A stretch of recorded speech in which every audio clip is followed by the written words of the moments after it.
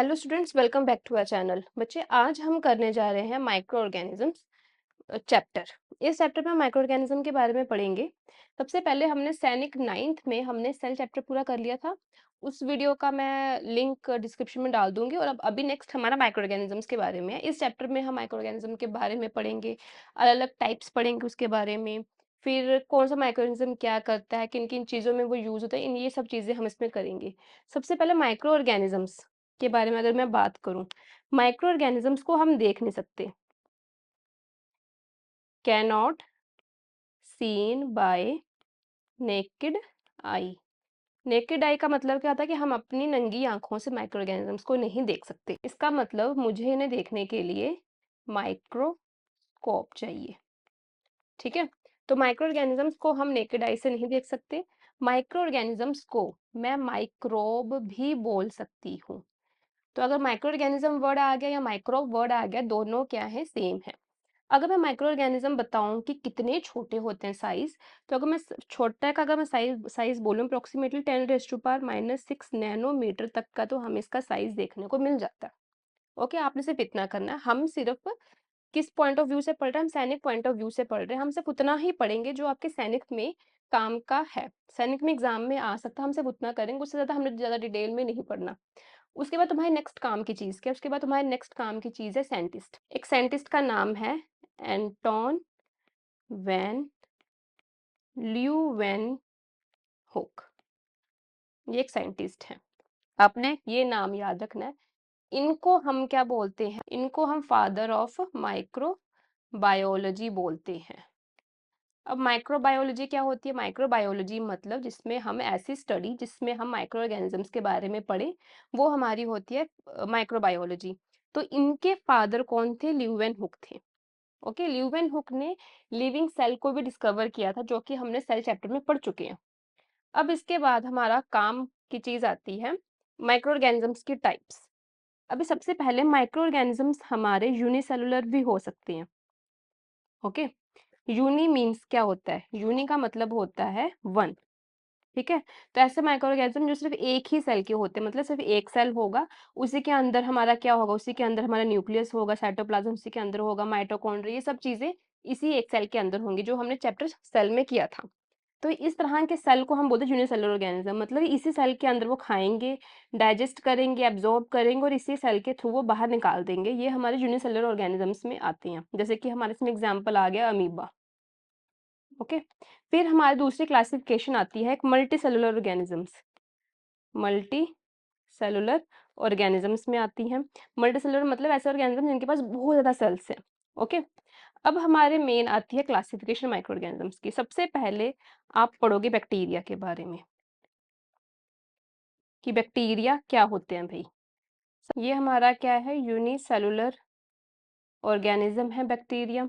ठीक है, इसके पास एक सेल वॉल होती है, जैसे प्लांट्स के पास होती है रिजिड सेल वॉल होती है। अभी बैक्टीरिया के अलग अलग नाम है इसकी शेप के हिसाब से। अगर बैक्टीरिया आपका रोड की शेप के जैसा है तो हम इसको बैसिलस बोलते हैं।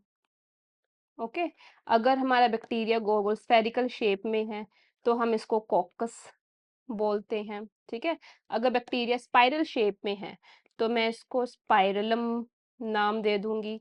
अगर कॉमा शेप में है तो मैं उसको क्या नाम दे दूंगी? विब्रियो या वाइब्रियो नाम दे दूंगी।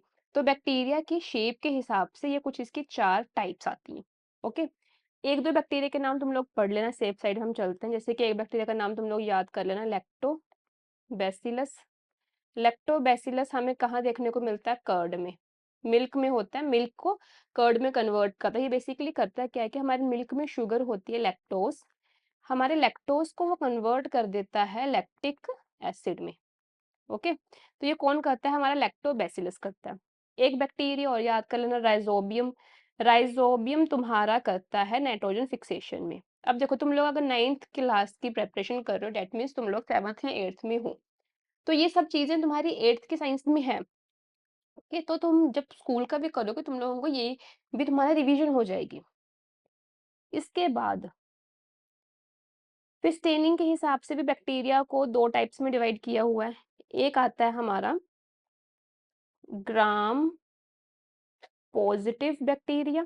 ओके, एक हमारा आता है ग्राम नेगेटिव बैक्टीरिया। बैक्टीरिया में तुम लोगों ने सिर्फ इतना पढ़ना है, इससे ज्यादा तुम लोगों को कुछ पढ़ने की जरूरत नहीं है। ओके, ये चीज होगी। फिर इसके बाद हमारे दूसरे ऑर्गेनिज्म की क्लासिफिकेशन आती है फंगी। दूसरा ऑर्गेनिज्म कौन सा है? Micro organism, fungi. Okay, fungi ऐसे माइक्रो ऑर्गेनिजम्स होते हैं, इनके पास ना क्लोरोफिल नहीं होती। इनके पास क्या नहीं है? क्लोरोफिल। अब तुम लोगों को पता है क्लोरोफिल प्लांट्स के पास होती है, और क्लोरोफिल का क्या काम होता है? फोटोसिंथेसिस परफॉर्म करना।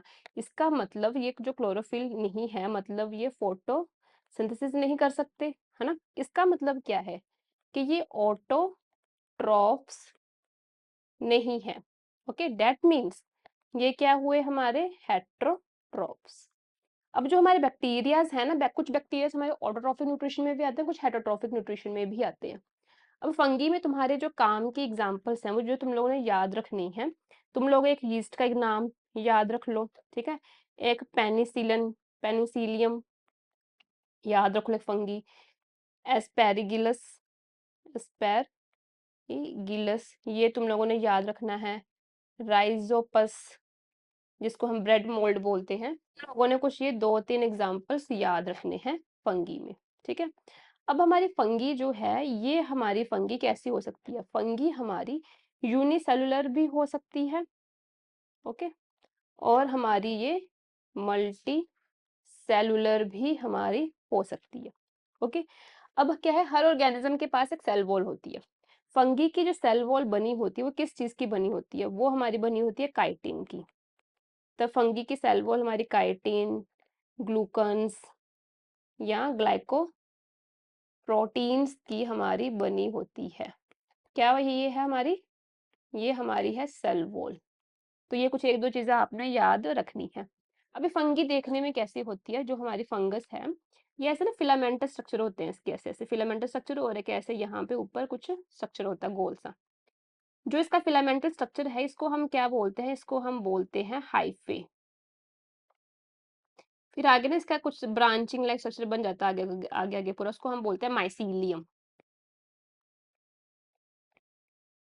बस इतना आपने पढ़ के रखना है। इसके बाद नेक्स्ट जो आपका माइक्रो ऑर्गेनिज्म आपके सिलेबस में है, वो है प्रोटोजोआ के बारे में। प्रोटोजोआ के बारे में क्या है? प्रोटोजोआ भी क्या है? हमारे यूनिसेलुलर ऑर्गेनिजम्स आते हैं, एनिमल जैसे कैरेक्टरिस्टिक इनके पास है, ये मूव कर सकते हैं। इसमें हमारे एग्जांपल आ जाते हैं, अमीबा आ जाता है हमारा, हमारा पैरामीशियम जो है, इसमें कुछ एक आधा ये एग्जांपल हमारे आ जाते हैं। इनके पास सेल वॉल नहीं होती। प्रोटोजोआ में इससे ज्यादा करने की जरूरत नहीं है। फिर आगे आता है आपका एल्गी। एल्गी के बारे में थोड़ा बहुत पढ़ लेते हैं। एल्गी के अगर हम के बारे में पढ़ें तो बहुत बड़ा ही इसकी क्लासिफिकेशन आ जाती है हमारी। आप सिर्फ इतना रख लो कि ये प्लांट के जैसे ऑर्गेनिज्म है, ठीक है, प्लांट लाइक ऑर्गेनिज्म है। बट इनके पास अगर बात करें, मैं रूट की बात करूं, मैं अगर स्टेम की बात करूं, या मैं अगर पत्तों की बात करूं, इनके पास ये कुछ भी नहीं है। प्लांट के जैसे हैं, बट ये प्लांट की जो फीचर्स हैं वो इनके पास हमें देखने को नहीं मिलती। इसके बाद ये हमारे यूनिसेलुलर भी होते हैं और मल्टी सेलुलर भी हमें देखने को मिलते हैं, ओके। मैंने कहा प्लांट लाइक हैं, मतलब ये क्या करेंगे? फोटो ऑटोट्रॉफ्स हैं हमारे, ऑटोट्रॉफ्स हैं। कौन से ऑटोट्रॉफ्स? फोटो ऑटोट्रॉफ्स, मतलब सनलाइट को यूज करके वो खाना बना रहे हैं। अब इनकी सेल वॉल भी है, इनके पास सेल वॉल इनकी किसकी बनी होती है? सेलुलोज की। प्लांट की भी सेल वॉल सेलुलोज की ही बनी होती है और पेक्टिन की बनी होती है, और बाकी अलग अलग ऑर्गेनिज्म एल्गी में अलग अलग सेल वॉल की कॉम्पोजिशन हमें देखने को मिल सकती है। नेक्स्ट आपका आता है वायरसेस। VIRUSES, viruses. वायरसेस के बारे में बात करें, ये भी हमारा क्या है? माइक्रोस्कोपिक ऑर्गेनिज्म है, ठीक है। अब वायरसेस जो रिप्रोड्यूस करता है हमारा, वायरसेस जो रिप्रोड्यूस करता है वो सेल के अंदर रिप्रोड्यूस करता है, ठीक है। मतलब ये कोई होस्ट ऑर्गेनिज्म है, वायरस इसके अंदर आया, फिर ये आगे अपने कॉपीज बनाएगा, सेल के अंदर रिप्रोड्यूस करता है, बाहर नहीं करता। अब वायरसेस के साथ एक ये है कि वायरसेस को हम नॉन लिविंग की कैटेगरी में भी रख रहे हैं और लिविंग की कैटेगरी में भी रख रहे हैं। एक डिबेट का टॉपिक है कि वायरसेस को हम लिविंग बोलें कि नॉन लिविंग बोलें। इतना आपका जो है ये टाइप्स का आपके 2-3 जो थे ये इतना आपने कर लेना। इसके बाद आना है कि माइक्रो ऑर्गेनिजम्स हमें देखने को कहाँ मिलते हैं? माइक्रो ऑर्गेनिज्म कहाँ देखने को मिलते हैं हमें? सबसे पहला, माइक्रो ऑर्गेनिजम्स हमें हॉट और कोल्ड क्लाइमेट दोनों में हमें ये देखने को मिल जाते हैं, ठीक है? ये हमें स्प्रिंग्स में भी देखने को मिल सकते हैं, हॉट स्प्रिंग्स में गर्म-गर्म पानी के जो जहाँ पे ढेर होता है, पानी रुका होता है, ग गरमा-गरम जो नेचुरली पानी गर्म होता है जहाँ पर हमें वहाँ पे देखने को मिलते हैं। हमें ये डेज़र्ट में, रेगिस्तान में हमें देखने को मिलेंगे, माउंटेन्स में देखने को मिलेंगे, मार्शी लैंड जो हमारे होते हैं, वहाँ पे ये हमें देखने को मिलते हैं। तो मतलब हर जगह हमें देखने को मिलते हैं माइक्रो ऑर्गेनिज़म्स। अब माइक्रो ऑर्गेनिज़म्स जो है हमारे 2 कैटेगरी में आते हैं। कुछ माइक्रो ऑर्गेनिजम्स होते हैं जो हमारे अच्छे होते हैं, कुछ माइक्रो ऑर्गेनिजम्स हमारे बुरे होते हैं, गुड एंड बैड, ठीक है? अब इनको हम फ्रेंडली माइक्रो ऑर्गेनिजम्स भी बोल सकते हैं। जो हमारे अच्छे वाले माइक्रो ऑर्गेनिजम्स हैं ना, जैसे कि कर्ड बनाने में हेल्प कर दिया, जैसे अब लैक्टोबैसिलस पढ़ा था, है ना? डो बनाने में जो हमारी हेल्प करते हैं कि कई बार हम जैसे भटूरे का आटा बनाया, आटा गूँध के मम्मा रख देते हैं, बाद में वो फूल जाता है, तो वो किसकी वजह से फूल रहा है? तो उसमें क्या है, यीस्ट है। हम खमीर डालते हैं बीच में, यीस्ट पाउडर डालते हैं, यीस्ट की वजह से होता है। तो यीस्ट जो है हमारा ब्रेड बनाने में, ओके, पेस्ट्रीज बनाने में, केक्स बनाने में, यहाँ-यहाँ पे ये यूज़ हो जाता है। ये हमारे किसके बारे में पढ़ा हम? अच्छे माइक्रो ऑर्गेनिज़्म जो फ्रेंडली माइक्रो ऑर्गेनिज़्म हैं। ये ऐसे बेसिकली होता क्या है कि इसकी यीस्ट की वजह से क्यों जो हमारा डो है वो फूल क्यों जाता है? क्योंकि ये कार्बन डाइऑक्साइड गैस रिलीज़ करता है। कार्बन डाइऑक्साइड गैस रिलीज़ करने की वजह से जो हमारा ब्रेड का डो है, जो हम डो मतलब जो आटा गूँथ के रख दिया तुम लोगों ने, जो इन सब के डो हैं ये फूल जाते हैं क्योंकि कार्बन डाइऑक्साइड गैस बीच में रिलीज़ होगी तो वो फूल गया। इसके अलावा अच्छे माइक्रो ऑर्गेनिज़म्स चीज़ बनाने में भी यूज़ होते हैं, ठीक है? स्पेसिफिक टेस्ट आता है माइक्रो ऑर्गेनिज़म्स की वजह से, ये चीज़ होगी। इसके अलावा माइक्रो ऑर्गेनिज़म्स जो हैं अल्कोहल बनाने में, हमारा अल्कोहल हो गया, हमारा क्या कहते हैं उसे बियर हो गया, हमारा वाइन हो गया, एसिटिक एसिड हो गया, इन सब चीज़ों को बनाने के यूज़ होता है। इवन फर्मेंटेशन के लिए हम माइक्रो ऑर्गेनिज़म्स को यूज़ करते हैं। फर्मेंटेशन क्या होता है कि आपने शुगर ली, शुगर का मतलब ये नहीं व्हाइट शुगर, आपने कोई भी एक सब्सटेंस लिया जिसमें शुगर है। हम शुगर को अल्कोहल में कन्वर्ट कर देते हैं। उस प्रोसेस को हम बोलते हैं फर्मेंटेशन, ठीक है? ये चीज़ें होगी, फिर हम कई बार ये अल्कोहल को हम राइस से भी अल्कोहल को प्रोड्यूस कर सकते हैं। तो ये सब चीज़ें किसकी वजह से हो रही हैं? ये सब चीज़ें हमारी माइक्रो ऑर्गेनिज़्म की वजह से ही हो रही हैं। तो ये फ्रेंडली माइक्रो ऑर्गेनिज़म्स के कुछ हमारे एग्ज़ाम्पल्स हैं। अब इसके बाद इसके कुछ मेडिसिनल प्रॉपर्टीज़ भी हैं, कि मतलब मेडिसिन्स में भी ये हमारी हेल्प करते हैं। मेडिसिन्स में जैसे कि एंटीबायोटिक्स बनाने में, एंटी ये बूरों का नहीं पढ़ रहे हम, ये अच्छों का ही पढ़ रहे हैं। एंटीबायोटिक्स में ये हेल्प करते हैं। वैक्सीन्स बनाने में माइक्रो ऑर्गेनिज़म्स हमारी हेल्प करते हैं। एंटीबायोटिक, अब एंटीबायोटिक क्या होते हैं? एंटीबायोटिक मतलब ऐसी दवाइयाँ जो हमारी बैक्टीरिया के अगेंस्ट यूज़ होती हैं, ठीक है? जिसमें हम क्या करते हैं, किसी भी ऑर्गेनिज़्म की ग्रोथ को हम रोक देते हैं या तो हम उसको मार देते हैं। उसको हम बोलते हैं एंटीबायोटिक्स। 1-2 एंटीबायोटिक्स के तुम लोगों ने नाम याद रखने हैं, जैसे कि तुम लोगों को पता होना चाहिए पेनिसिलिन का। पेनिसिलिन कहाँ से है? वो पेनिसिलियम जो पीछे पड़ा था ना, वहाँ से आया पेनिसिलिन। एक एंटीबायोटिक का नाम पता होना चाहिए। स्ट्रेप्टोमाइसिन, इसका नाम पता होना चाहिए। टेट्रासाइक्लिन, ये एंटीबायोटिक, और एरिथ्रोमाइसिन।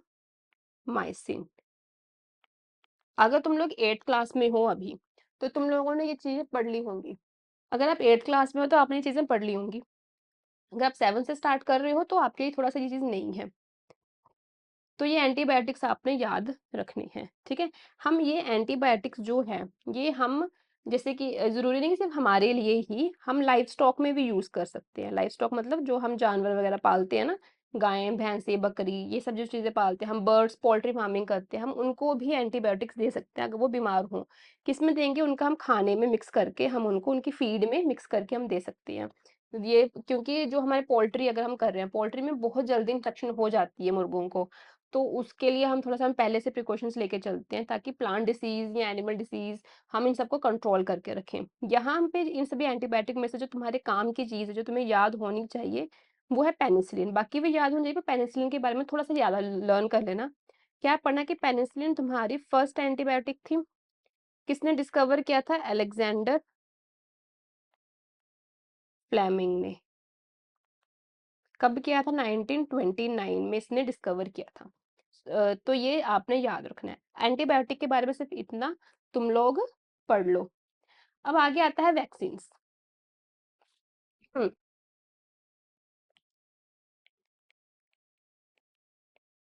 वैक्सीन्स क्या है? वैक्सीन्स में क्या होता है? एंटीबायोटिक क्या है कि ऐसी दवाइयां हैं जिसमें हम माइक्रो ऑर्गेनिज्म को मारते हैं या उनकी बीमार या उनकी ग्रोथ को रोक देते हैं ताकि आगे फर्दर डिसीज ना हो। ठीक है। प्लस एंटीबायोटिक में क्या होता है कि हम स्पेशली ना कोई एक ऑर्गेनिज्म को ग्रो करवा रहे हैं। ठीक है, हम उसको ग्रो करवा रहे हैं, फिर उससे जो भी वो टॉक्सिन्स रिलीज कर रहा है हम उसको आगे फर्दर यूज करें एज अ दवाई। ओके। वैक्सीन्स में क्या होता है कि वैक्सीन्स में हम या तो डेड माइक्रोब ले लेते हैं या तो एक वीकेंड माइक्रोब ले लेते हैं। ठीक है, फिर इसको हम एक बॉडी में इंट्रोड्यूस करते हैं, उस माइक्रोब को ही हेल्दी बॉडी में इंट्रोड्यूस करेंगे। फिर क्या होगा? फिर इस हेल्दी बॉडी में ना एंटीबॉडीज रिलीज होते हैं और वो उसको मार देते हैं। तो वैक्सीन्स में ये होता है। तो वैक्सीन्स में बेसिकली हम क्या कर रहे हैं? माइक्रोब ही लेते हैं, अपनी बॉडी में डाल देते हैं और हमारी बॉडी उसके अगेंस्ट एंटीबॉडीज रिलीज करती है और हमारे अंदर इम्यूनिटी जनरेट हो जाती है। तो इसमें ये चीज है। वैक्सीन्स में जो तुम लोगों ने नाम याद रखना है साइंटिस्ट का, वो है हमारा एडवर्ड जेनर। एडवर्ड जेनर ने स्मॉल पॉक्स के लिए वैक्सीन जो है सबसे पहले डिस्कवर करी थी इन 1798। ओके, ये चीजें होगी। फिर उसके बाद एक प्रोग्राम तुम्हें पता होना चाहिए, प्रोग्राम के बारे में पता होना चाहिए। एक प्रोग्राम हमारा है pulse polio immunization program. Okay, ये एक पोलियो के अगेंस्ट प्रोग्राम लॉन्च किया गया था इंडिया में इन 1995 में। ये लॉन्च किया गया था ताकि इस देश में जितने भी पोलियो के मरीज आ रहे हैं, पेशेंट आ रहे हैं, हम उस चीज के उन केसेस को हम कम कर सकें। तो इसमें ये चीज आती है।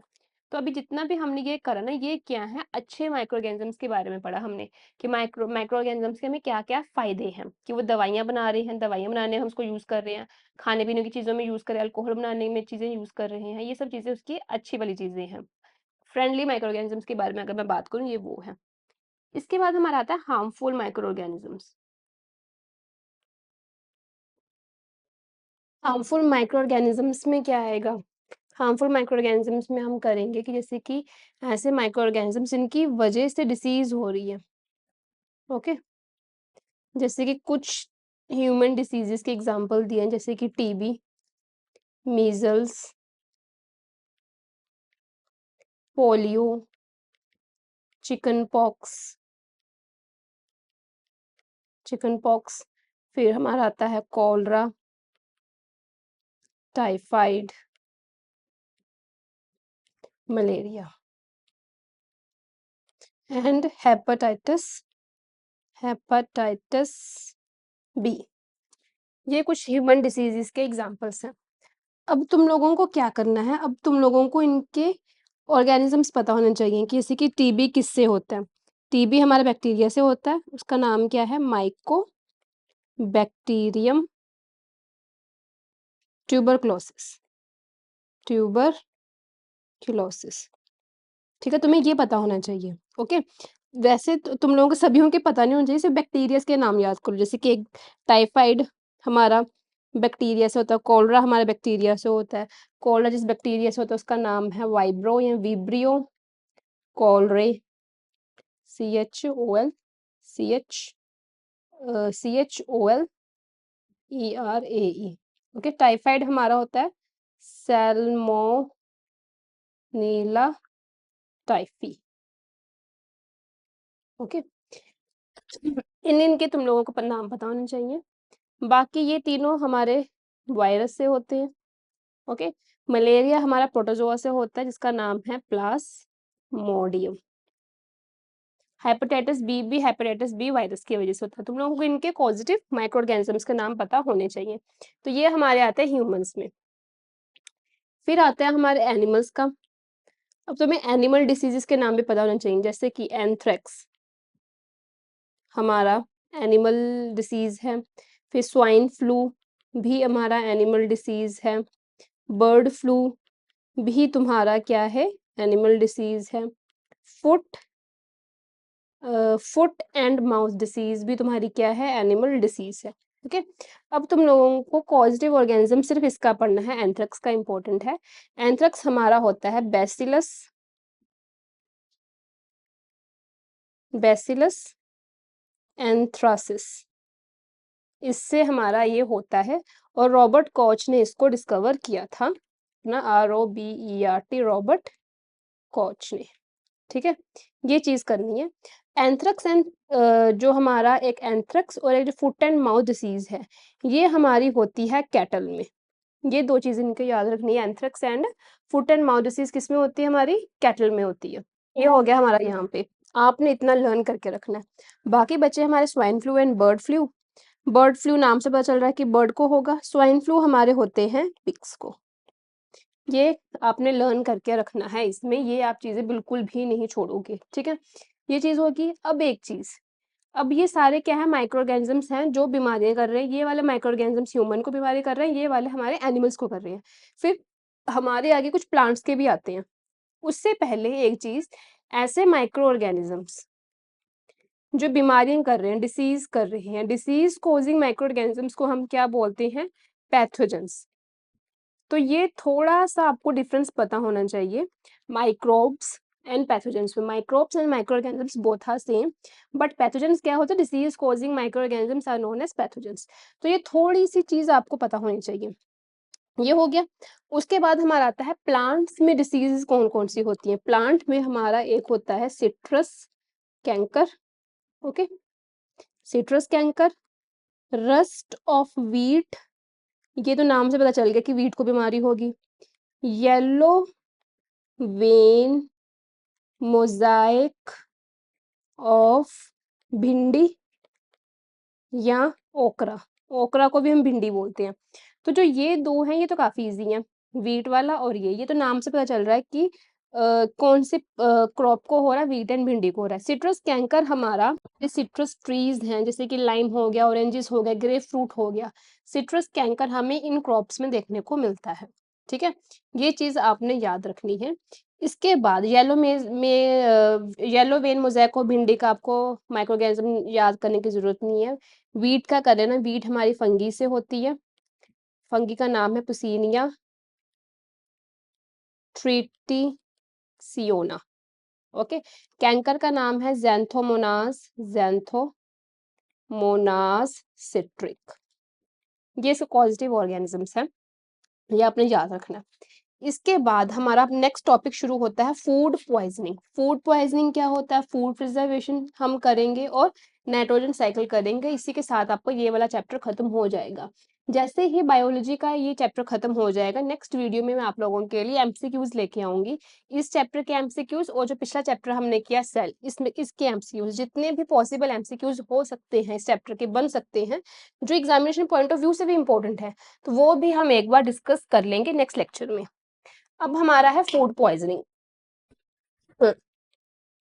फूड पॉइजनिंग, अब फूड पॉइजनिंग क्या है, फूड पॉइजनिंग क्या होती है कि it occurs due to the consumption of food spoiled by some organisms. मतलब आपने जब कोई खराब खाना खा लिया, खाना खराब कैसे होगा, खाना ऐਵੇਂ तो खराब नहीं हो जाएगा, खाना हमारा खराब होगा माइक्रो ऑर्गेनिज्म की वजह से।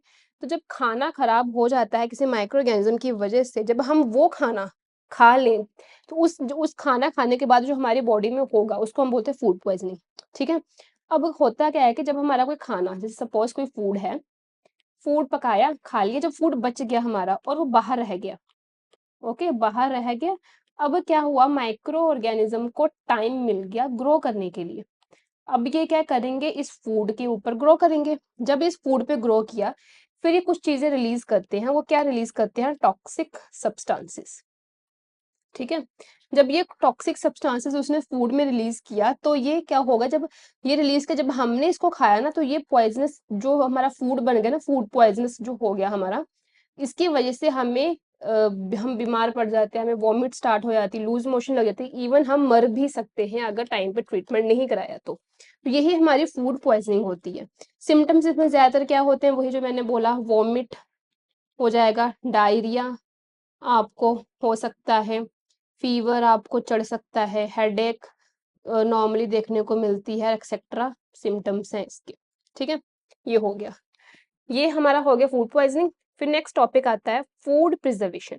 नेक्स्ट हमारा है फूड प्रिजर्वेशन। अब फूड प्रिजर्वेशन में क्या है, ऊपर क्या है, हमारा खाना खराब हो गया, अब हम उस खाने को कैसे बचा सकते हैं। सबसे पहला जो मेथड आता है वो है ड्राइंग।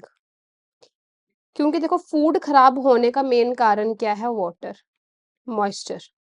ठीक है, खाने में मॉइस्चर होगा, बहुत ज़्यादा रीज़न्स हैं हमारा खाना खराब हो जाएगा। तो अगर हम उस खाने में से पानी ही निकाल दें, हम उसको सुखा ही दें उस फूड मटेरियल में से, तो हम उसको क्या बोलेंगे, मेथड को ड्राइंग बोलेंगे। जैसे कि ये चीज़ें हम कर सकते हैं वेजिटेबल्स में, वेजीज़ में तुम लोग कर सकते हो। जो ड्राई फ्रूट्स होते हैं, ड्राई फ्रूट्स क्या होता है, बिल्कुल पूरा का पूरा बिल्कुल ड्राई स्टेट में, तो उसमें बिल्कुल भी मॉइस्चर हमें देखने को नहीं मिलता। जो पल्सेस होती है हमारे किचन में, वो चीज़ें हमारी ही आती हैं। तो इस तरह की चीज़ों को हम ड्राइंग मेथड से हम इसको स्टोर कर सकते हैं। नेक्स्ट आता है प्रिजर्वेटिव्स लगा के। प्रिजर्वेटिव, अब जो प्रिजर्वेटिव्स हैं ये हमें हर चीज में देखने को मिलते हैं। इवन अगर आप चिप्स का पैकेट भी खरीद रहे हो, कोल्ड ड्रिंक खरीद रहे हो, जूस खरीद रहे हो, कुछ भी आप किसी शॉप में जा रहे हो ना, वहां पे एक एक चीज जो आप खरीद रहे हो ना, पैकेट वाली चीज, उसमें हर एक में प्रिजर्वेटिव होगा। प्रिजर्वेटिव में क्या होता है कि हम स्पेशली कुछ केमिकल्स डालते हैं उसको प्रिजर्व करने के लिए, ताकि उसमें माइक्रो ऑर्गेनिज्म जो है वो ग्रो ना कर पाए, माइक्रोब जो ग्रो नहीं कर पाए। जैसे कि कुछ प्रिजर्वेटिव से कि सोडियम